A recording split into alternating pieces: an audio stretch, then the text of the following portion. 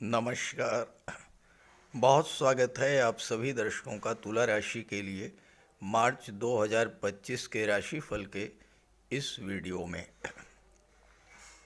फरवरी 2025 समाप्त होने जा रही है और मार्च 2025 का महीना आपके जीवन में नई खुशियाँ, नए सपने, नया सवेरा लेकर के आ रहा है।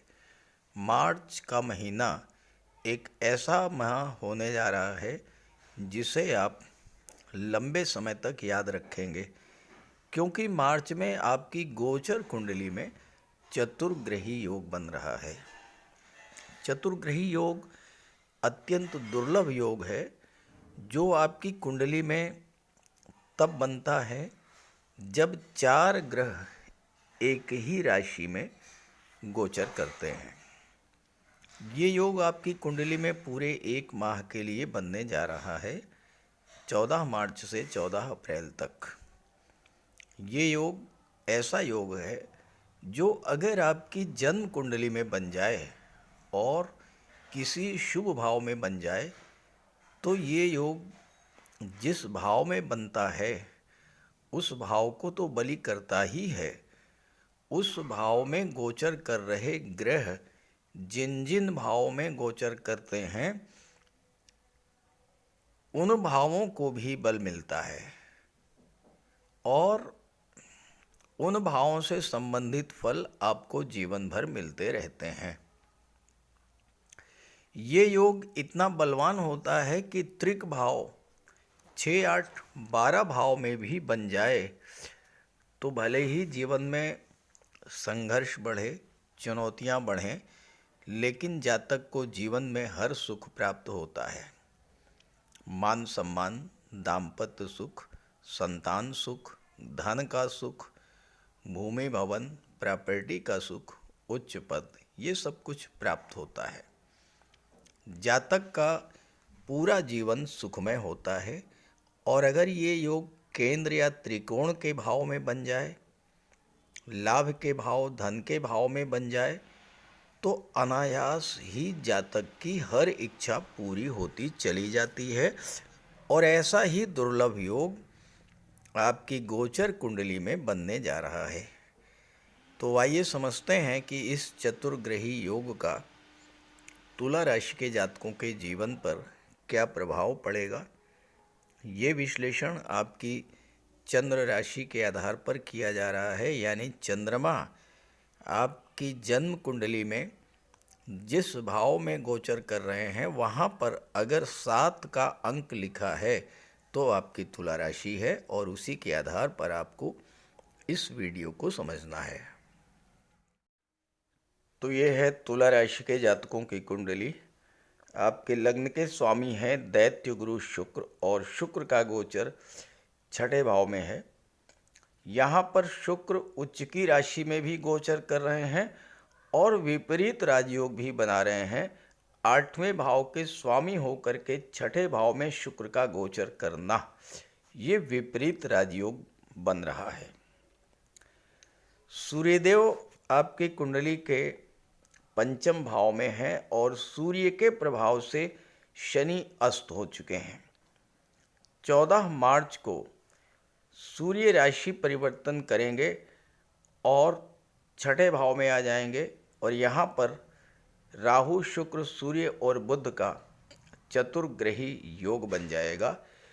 गुरु 8म भाव में हैं और गुरु भी विपरीत राजयोग बना रहे हैं क्योंकि 6ठे भाव के स्वामी होकर 8वें भाव में गोचर कर रहे हैं।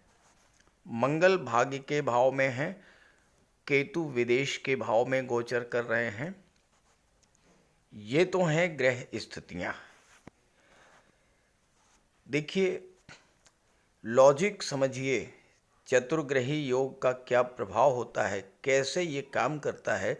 जब आप इस बात को समझ लेंगे तो फिर आप ये समझ पाएंगे कि क्या क्या लाभ आपको मार्च में मिलेंगे।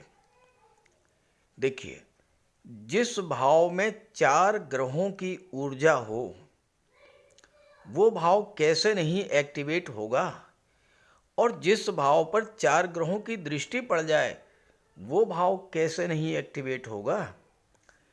तो इस समय छठा भाव और 12वां भाव ये दोनों ही एक्टिवेट होंगे।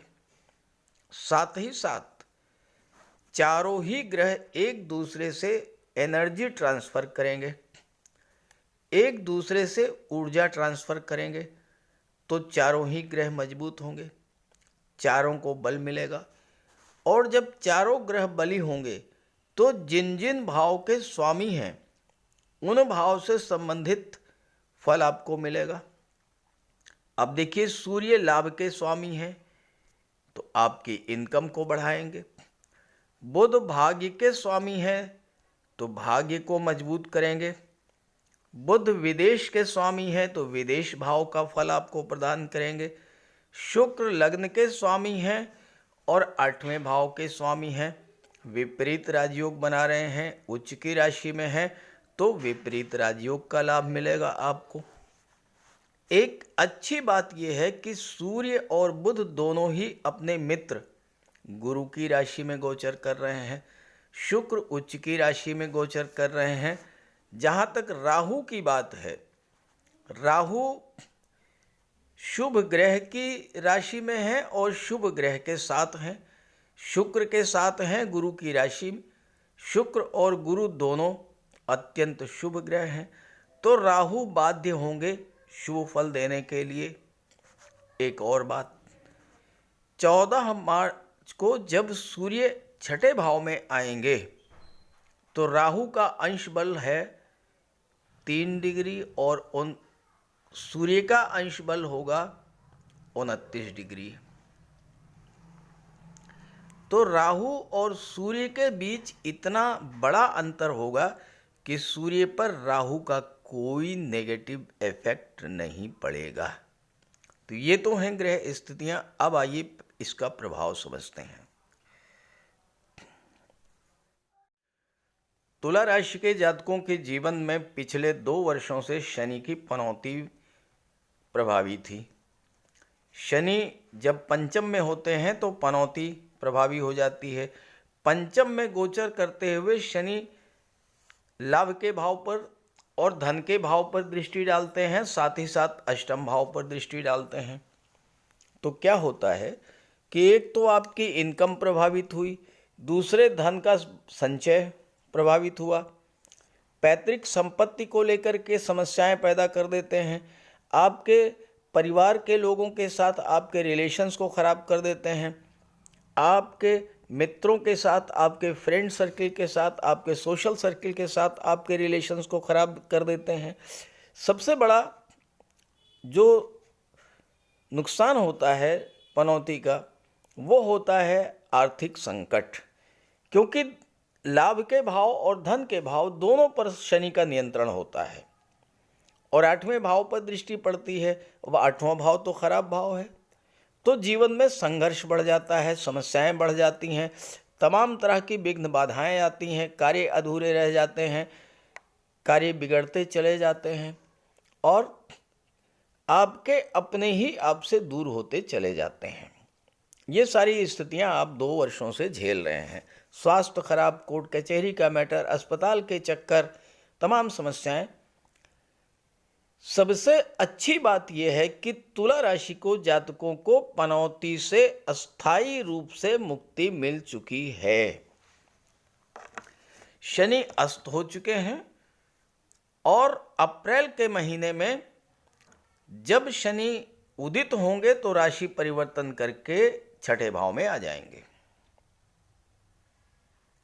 तो पनौती जन्य कष्टों से आपको राहत मिल गई। एक सबसे बड़ा लाभ तो आपको ये मिला। अब दूसरा, छठा भाव जब मजबूत होता है, जैसा मैंने शुरू में कहा कि भले ही त्रिक भाव में ये बने, लेकिन त्रिक भाव में भी चतुर्ग्रही योग आपको जबरदस्त लाभ देता है। छठे भाव से संबंधित लाभ आपको मिलेंगे। जैसे ही सूर्य 14 मार्च को यहाँ पर आएंगे, सूर्य बुध का बुधादित्य राजयोग बनेगा। बुध भाग्येश होकर के सूर्य के साथ छठे भाव में गोचर करेंगे। छठा भाव होता है नौकरी का। जो छात्र प्रतियोगी परीक्षाओं की तैयारी कर रहे हैं या जिन छात्रों का रिजल्ट इस समय आएगा, जिनका कोई इंटरव्यू है, सफलता का प्रबल योग बनेगा।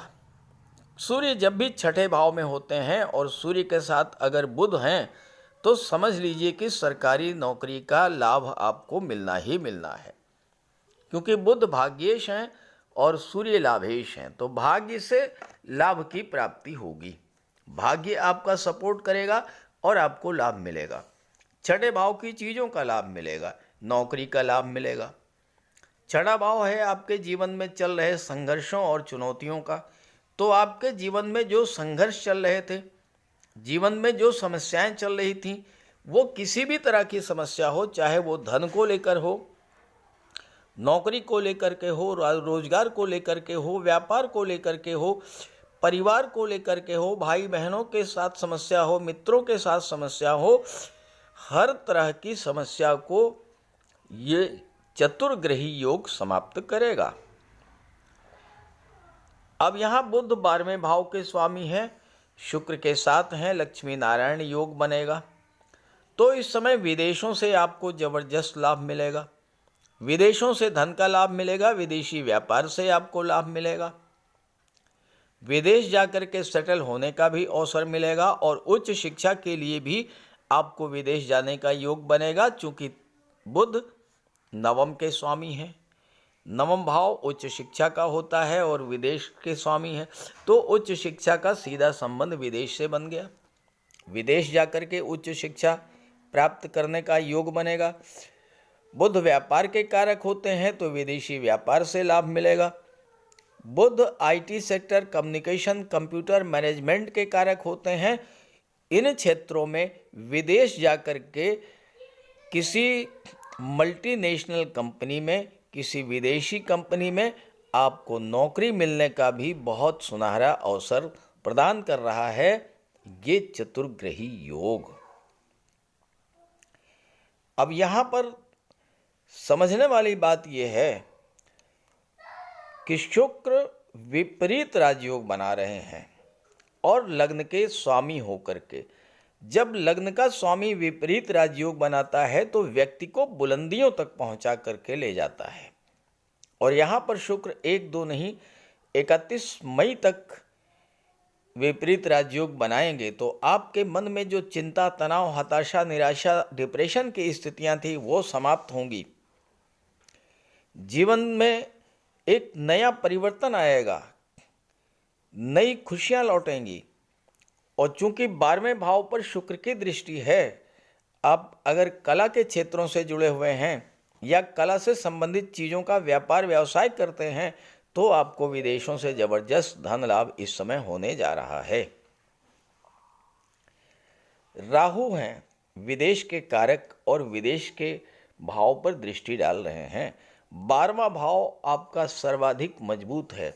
जब 12वां भाव जागृत होगा तो पहला कार्य ये होगा कि आपके खर्चों में कमी आएगी और आपका निवेश बढ़ेगा। 12वां भाव निवेश का भी होता है, आपका निवेश भी बढ़ेगा। साथ ही साथ शुक्र है, यहाँ पर शुक्र प्रेम के ग्रह हैं। शुक्र जो हैं लड़ाई झगड़ा पसंद नहीं करते हैं।